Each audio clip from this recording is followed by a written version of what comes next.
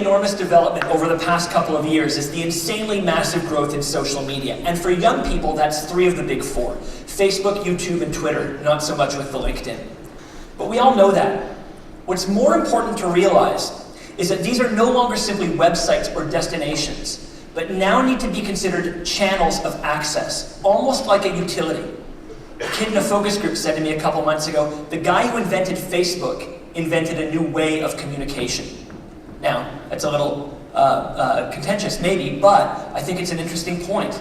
Because Facebook, like the rest of our social media, obeys some very youthy rules, and the single biggest one is this. Social media, fundamentally, are media that we do not control, even if we create them. And that's because technology is their language, and social media occurs in technology. This is a quote I often like to repeat from Jaron Lanier, who said, "We already knew that kids learned computer technology more easily than adults. What we're seeing now is that they don't even need to be taught. It's as if children were waiting all these centuries for someone to invent their native language." And remember, that's a conversation that never ends, no matter what else is going on. Social media are the equivalent of the person who is talking on their cell phone during a movie.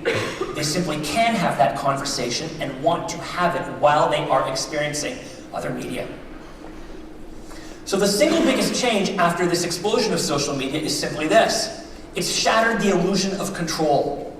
Young people have always pushed against boundaries in every area, not just marketing.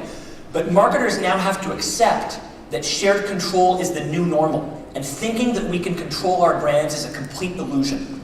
It comes from not necessarily believing that there are boundaries. It comes also from marketing now full-on living in youth culture. So control has shifted from creators to consumers, and from adults to youth.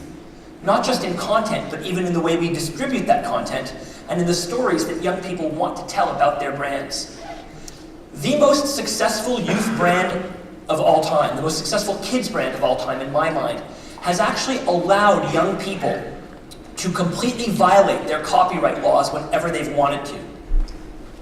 It's looked like this.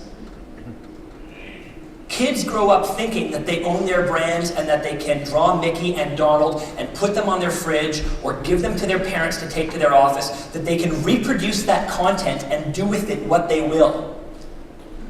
Now, teenagers are doing things like making Buffy Twilight mashups and actually referencing at the bottom, this transformative work constitutes fair use under the US Copyright Act, and getting 2 million views on YouTube.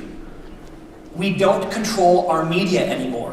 You might be making the greatest TV show of all time, which was Buffy the Vampire Slayer, or a horribly overrated series of movies in the Twilight movies, and a young person will mash those two together and feel that they own it just as much as you do.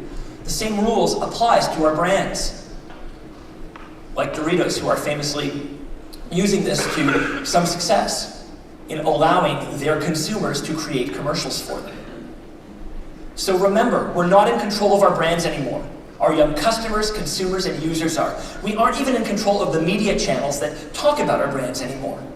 More than ever before, young people expect to control the conversation that is modern marketing. And that means they'll speak when they want to, and they'll chastise you for not speaking in their language.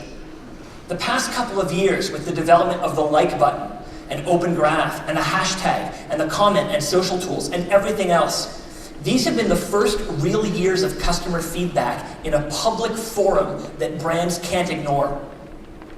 They will join your page on Facebook just to tell you that they don't like your brand, which is what someone did up there. And if you can, I'll just read this if you can't see it. It's a guy who says he's leaving AT&T to move over to Verizon and get a Droid. And he talks about how great this is, and that's on the AT&T page. And underneath, the AT&T spokesperson says, you know Verizon has their own fan page if you want to go talk over there.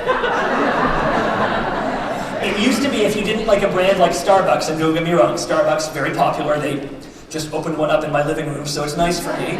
But if you didn't like a brand like Starbucks, you would just not shop there. Now if you have fair to middling Photoshop skills, you do this, and you post it everywhere you can.